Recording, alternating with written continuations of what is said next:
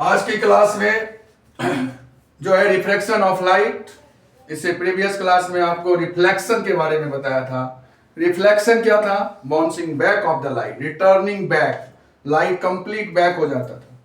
लेकिन रिफ्रैक्शन में क्या होता है? रिफ्रैक्शन में चेंज होता है डायरेक्शन, उसमें लाइट बैक नहीं होता।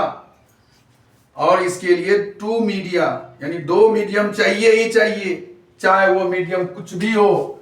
एयर से क्या हो? एयर से वाटर में जा सकता है, वाटर से एयर में जा सकता है, एयर से ग्लास में जा सकता है, ग्लास से एयर में जा सकता है।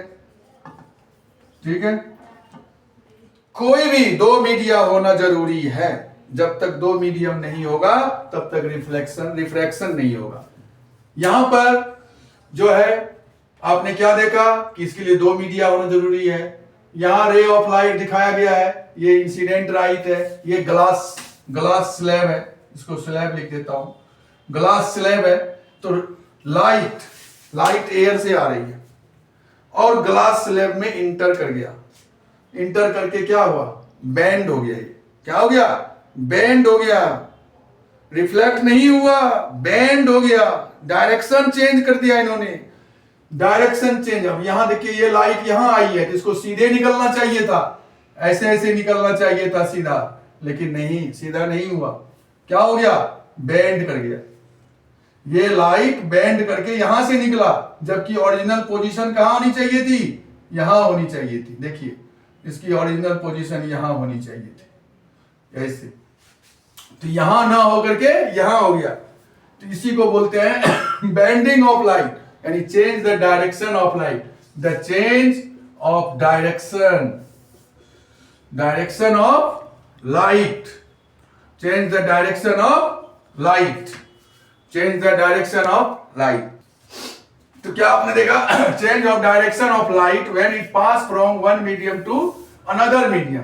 या अगर हम बेंडिंग के हिसाब से लिखें, बेंडिंग ऑफ लाइट, तो the bending of light when it goes from one medium to, देख लीजिए आप, यहां पर लाइट इंसिडेंट हो रही है एयर से, ग्लास में इंटर किया, ग्लास में इंटर करते ही बेंड हो गया, फिर जैसे ही ग्लास से बाहर हुआ फिर बेंड हो गया, एयर से ग्लास और ग्लास से एयर। तो ये बेंडिंग ऑफ लाइट जो है, यही है आपका जो है रिफ्रैक्शन ऑफ लाइट। अब हम यहां पर angle of incidence, angle of refraction को भी हम आपको दिखा रहे हैं। रिफ्रैक्शन का कारण क्या है? बात आती है कि रिफ्रैक्शन का कारण है क्या, तो इसका कारण क्या है? तो मैं आपको बता दूं पहले कि अगर हम स्पीड ऑफ लाइट की बात करते हैं, speed of light in air की बात करते हैं, तो एयर में स्पीड ऑफ लाइट है 3 × 10⁸ मीटर पर सेकेंड। लेकिन जब हम ग्लास की बात करते हैं, speed of light in glass में स्पीड ऑफ लाइट की जब हम बात करते हैं तो 2 × 10⁸ मीटर पर सेकेंड है। ठीक है, क्या देखा आपने? स्पीड ऑफ लाइट चेंज हो गया, एयर में स्पीड ऑफ लाइट ज्यादा, ग्लास में कम। इसीलिए ऐसा होता है, जब एयर में था तो स्पीड ज्यादा थी, जैसे ही ग्लास में इंटर किया स्पीड कम हो गया तो बेंड हो जाएगा। तो यही कारण होता है कि स्पीड ऑफ लाइट जो है वन मीडियम से जब दूसरे मीडियम में जाता है तो स्पीड ऑफ लाइट कम हो जाती है, और वन मीडियम से दूसरे मीडियम में जाता है तो स्पीड ऑफ लाइट कम हो जाती है। मान लीजिए एयर से ग्लास में गया, स्पीड ऑफ लाइट ग्लास में जाकर कम हो गया, लेकिन ग्लास से जब निकलता है तो फिर स्पीड ऑफ लाइट ज्यादा हो जाती है, तो फिर वह और बेंड हो जाती है। तो ये कंडीशन है। तो आपसे कारण अगर पूछता है रिफ्रैक्शन का, तो आप क्या कहेंगे कि change the speed of light going from one medium to another. ठीक है, तो यह आप कारण समझ गए। अब यहां पर देख लीजिए, ये इंसिडेंट रे है, क्या है ये? इंसिडेंट रे है ये, और ये रिफ्रैक्टेड रे है, रिफ्रैक्टेड रे है। रिफ्रैक्ट हो गया तो रिफ्रैक्टेड रे हो गया। अब यहां पर दो एंगल की बात करेंगे, incident angle, angle between incident ray incident ray and normal, ये नॉर्मल है। ये क्या है? परपेंडिकुलर लाइन जो है वो नॉर्मल है। तो ये इंसिडेंट रे और नॉर्मल के बीच का एंगल, इंसिडेंट रे यानी angle between incident ray and normal is called incident angle. इसको हम इंसिडेंट एंगल बोलते हैं, ठीक है। और इसके बाद रिफ्रैक्टेड एंगल भी होता है, refracted angle, angle between refracted ray and normal is called refracted angle, और ये जो नॉर्मल होता है वो एग्जैक्टली परपेंडिकुलर होता है। ये जो नॉर्मल होता है ये एग्जैक्टली परपेंडिकुलर होता है, परपेंडिकुलर होता है, यानी 90 डिग्री जिसको आप बोलते हो, 90 डिग्री। टॉपिक आ गया आपके पास law of refraction of light. इसमें आप देख लीजिए, ये आपने इंसिडेंट एंगल पढ़ा है, ये इंसिडेंट एंगल है, ये इंसिडेंट रे है, ये आप पढ़ चुके हैं अभी, इंसिडेंट रे। ये एंगल ऑफ इंसिडेंस, ये हो गया एंगल ऑफ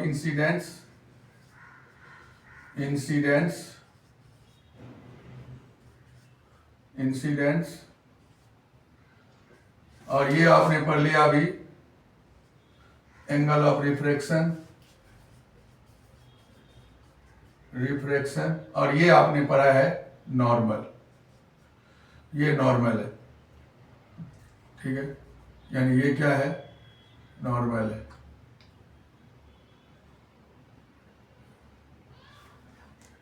ये नॉर्मल है, ये आपने पढ़ लिया। अब देख लीजिए एंगल ऑफ इंसिडेंस यानी इंसिडेंट रे, नॉर्मल और रिफ्रैक्टेड रे, तीनों जो है सेम प्लेन पर है, all lies on the same plane. पहला लॉ हो गया।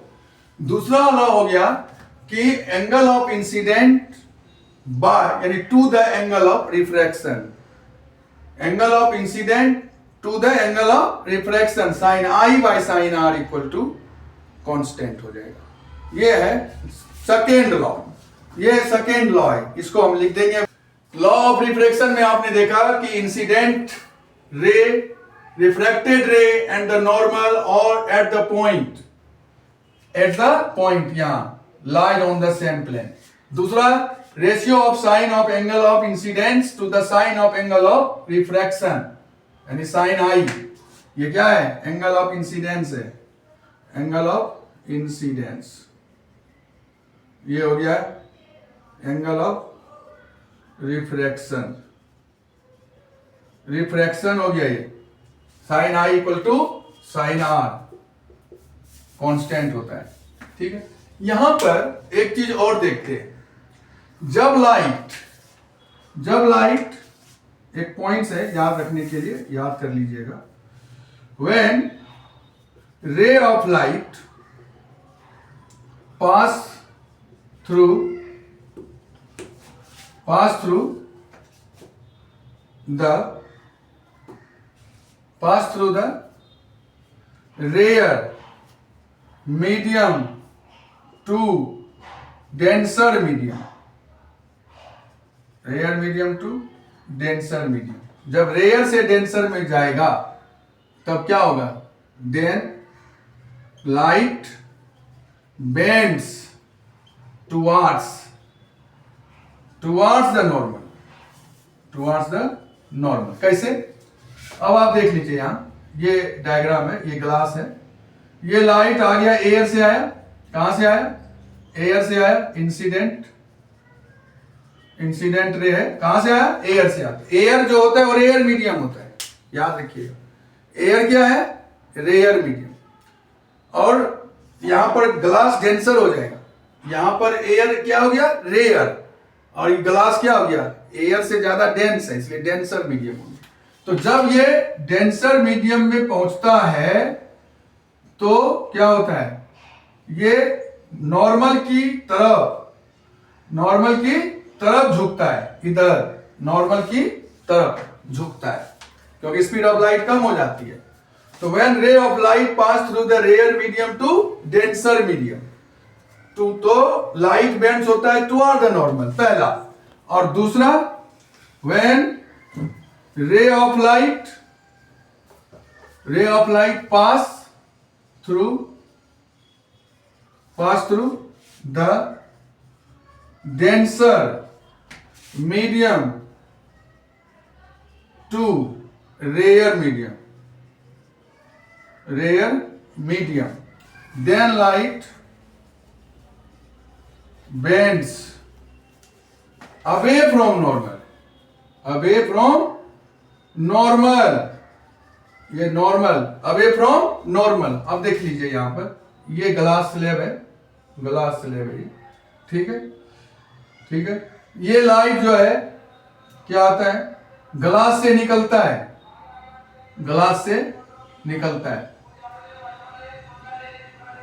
ये ग्लास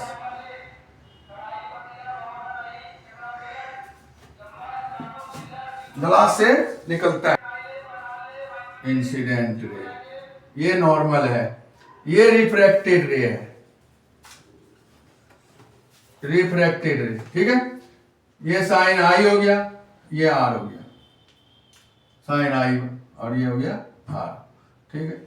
तो इस तरह से जो है ग्लास स्लैब से लाइट एयर में आ रही है, यानी ये ग्लास स्लैब है, इधर एयर है, ये ग्लास स्लैब है, ये एयर है और ये ग्लास स्लैब है। तो क्या देखा आपने, दो कंडीशन देखा, ray of light enter rare to denser bends towards the normal, यानी नॉर्मल की तरफ बेंड्स हो रहा है। When ray of light pass through denser से रेयर, तो डेंसर से रेयर, तो ये नॉर्मल है, तो ये नॉर्मल से दूर जा रहा है, देख लीजिए ये बेंड हो गया दूर, नॉर्मल से दूर चला जाता है। तो ये याद रखिएगा। इसके बाद जो है हम ये दोनों फिगर एक ही साथ अभी बना रहा हूं। The case of light going from air into glass and again into air, अभी आपको अलग अलग दिखाया था, एयर से ग्लास, फिर ग्लास से एयर, दोनों अलग कंडीशन में था, rare to denser, denser to air. अब हम दोनों साथ कर दिए हैं, पहले एयर से, तो इंसिडेंट रे हो गया, ये ग्लास में इंटर कर गया है, ग्लास में, फिर ग्लास से एयर में, ठीक है। तो ये इमरजेंट रे होता है, ये जो ग्लास से जब बाहर निकल गया, ये वाली रे इमरजेंट होता है, इमरजेंट रे, ठीक है। और ये जो डिस्प्लेसमेंट दिख रहा है, जैसे ये इंसिडेंट रे है, तो ये लाइट सीधी जानी चाहिए थी, गई नहीं क्योंकि बेंड हो गया। इंसिडेंट रे सीधी जानी चाहिए थी, गया नहीं, क्यों, बेंड हो गया। Change the direction of light, तो जब बेंड हो गया तो ये डिस्प्लेसमेंट हुआ, इसको बोलते हैं लेटरल डिस्प्लेसमेंट, ठीक है। ये इमरजेंट रे है, तो इसके द्वारा जो एंगल बनेगा, नॉर्मल और emergent ray, angle between normal and emergent ray are called emergence, angle of emergence. तो एंगल ऑफ इमरजेंस लिखाएंगे आपको, नेचुरल डिस्प्लेसमेंट लिखवाएंगे आपको, ठीक है। तो ये दोनों डेफिनेशन आपको लिखना है, नेचुरल डिस्प्लेसमेंट, इमरजेंट रे। कभी कभी ये डायग्राम भी एमसीक्यू में पूछता है कि डायग्राम सही क्या है, तो आपको डायग्राम सही देना है। एयर से जाएगा, ग्लास में थोड़ा बेंड होगा, ग्लास से निकलते ही नॉर्मल से अवे चला जाएगा, नॉर्मल से अवे, ये टुवर्ड्स द नॉर्मल दिखाना है, ग्लास के अंदर टुवर्ड्स द नॉर्मल दिखाना है, ग्लास से बाहर अवे फ्रॉम नॉर्मल दिखाना है। तो ये फिगर को भी देखना है, क्योंकि फिगर भी एमसीक्यू में आता है। Angle of emergence, the angle which the emergent ray make with the normal is called angle of emergence. Angle of emergence हो गया। लेटरल डिस्प्लेसमेंट, तो ये नॉर्मल और ये हो गया, इसको हम ई से लिखते हैं, इमरजेंट हो गया, ये आई हो जाता है, इंसिडेंस हो गया, एंगल ऑफ इंसिडेंस, और ये आर हो जाता है, ठीक है। तो ये हो गया angle of incidence, angle of refraction, angle of emergent, और ये वाली हो गया डिस्प्लेसमेंट। इसे पूछता है lateral displacement, the perpendicular distance between the original path of incident ray and the emergent ray. देख लीजिए, ये इंसिडेंट रे ओरिजिनल पाथ है, ये ओरिजिनल पाथ और ये इमरजेंट रे के बीच का जो डिस्टेंस होता है, ठीक है। Original path of incident ray और पाथ ऑफ इमरजेंट रे, ये इमरजेंट रे का पाथ है, ये ओरिजिनल पाथ है, दोनों के बीच के डिस्टेंस को लेटरल डिस्प्लेसमेंट कहते हैं, ठीक है। एक कंडीशन और है यहां पर कि अगर ग्लास स्लैब में नॉर्मली परपेंडिकुलर लाइट आए तब क्या होगा।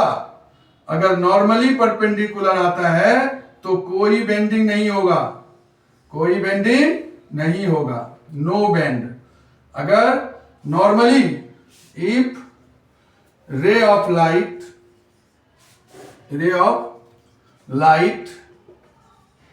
Normally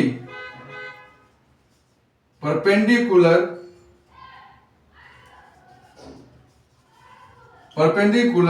then no bend, bend नहीं होगा, नो बेंड अकर, बेंड होगा ही नहीं, मतलब 0 डिग्री। क्या बनेगा?